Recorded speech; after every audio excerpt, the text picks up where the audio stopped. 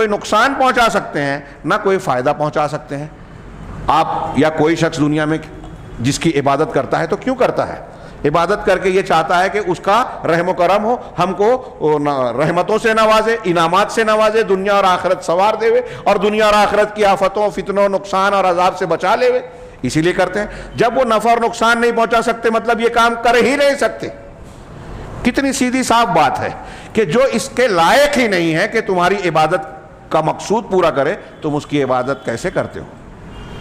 میں اس کی مثالیں دیتا ہوں۔ دنیا میں کوئی بھی کام ہو، آپ کے کارخانے میں، آپ کی گاڑی میں، جب آپ کسی کو مزدور مقرر کرتے ہیں تو جس کام کا آپ اس کو مکلف بنا رہے ہو، مزدوری پہ رکھ رہے ہو، تو دیکھتے ہو نا کہ وہ کام اس کو آتا ہے کہ نہیں۔ ایک لوم چلانے والا ایک آدمی مزدوری کرنے آتا ہے، اگر اس نے کبھی لوم کو دیکھا نہیں ہے یا لوم چلایا نہیں ہے یا چلانا جانتا نہیں ہے تو کیا آپ اسے پاور لوم کا مزدور بنا دو گے؟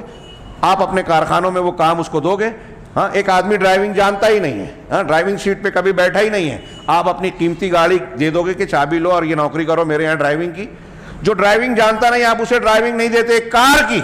آپ اپنی زندگی کا عقیدہ اس سے وابستہ کر رہے ہیں جو نفع نقصان کا مالک نہیں ہے، مطلب یہ کہ اس کے اندر معبود ہونے کی صلاحیت ہے ہی نہیں، اور آپ ان کو پکار رہے ہو۔ دنیا کے جتنے انبیاء، اولیاء، صالحین ہیں، یہ قرآن کی آیت کہہ رہی ہے۔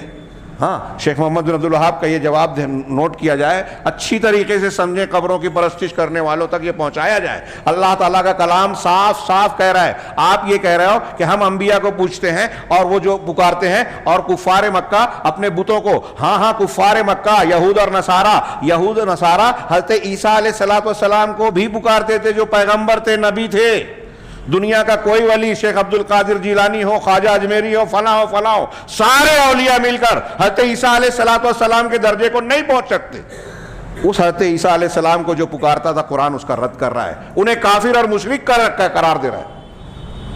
لقد کفر الذین قالوا ان اللہ ثالث ثلاثہ، ان لوگوں نے کفر کیا جو کہتے ہیں کہ اللہ تین کا تیسرا ہے۔ قرآن کہہ رہا ہے کہ انہوں نے کفر کیا، وہ کافر ہیں، اور آپ وہی کام کر کے بولتے ہو کہ ارے میں تو اولیاء کو پکار رہا ہوں۔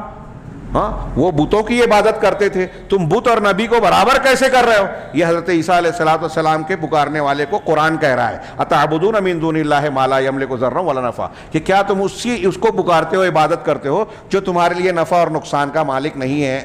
اللہ کہہ رہا ہے کہ حضرت عیسیٰ، حضرت مریم، اس سے پچھلی آیت میں انہی کی الوہیت کا رد کیا نا، کہ وہ بس رسول ہے، ان کی والدہ صدیقہ ہے، دونوں کھانا کھاتے تھے۔ اللہ نے کھول کر بیان کیا، پھر بھی عقل پھری جا رہی ہے ان کی۔ پھر کہا کہ تم ان کی عبادت کر رہے ہو جو نفع اور نقصان کے مالک ہے ہی نہیں، یعنی حضرت عیسیٰ اور حضرت مریم نہیں ہے۔ اور جب حضرت عیسیٰ نفع نقصان کے مالک نہیں ہے تو کوئی پیر، کوئی ولی، کوئی بزرگ، کوئی اور شخص جو ان سے بہت کم درجے کا ہے، کیا اس کو اختیارات حاصل ہو سکتے ہیں؟ واللہ هو السمیع العلیم، اللہ ہی ہے جو ساری باتوں کو سننے والا، دعاؤں کو، پکار کو سننے والا ہے، اور وہی علیم ہے، تمہارے حالات کو، تمہاری ضروریات کو، تمہاری تقاضوں کو اللہ ہی خوب جانتا ہے، اور تم جو دعا کرتے ہو وہ اللہ سننے والا ہے۔ باقی حضرت عیسیٰ، حضرت مریم یا جو لوگ اس دنیا سے چلے گئے وہ سمیع اور علیم نہیں ہیں، وہ تمہاری حاجتوں کو جانتے ہی نہیں، تمہاری دعاؤں کو سنتے ہی نہیں، تو تمہارا جواب کیا دیں گے؟ وہ کر کیا سکیں گے؟ اور پھر مزید یہ کہ سن بھی لیں تو اس سے پہلے کہا کہ وہ نفع اور نقصان کے مالک ہے ہی نہیں، لہذا نہ تمہارا کچھ بنا سکتے ہیں نہ بگاڑ سکتے ہیں۔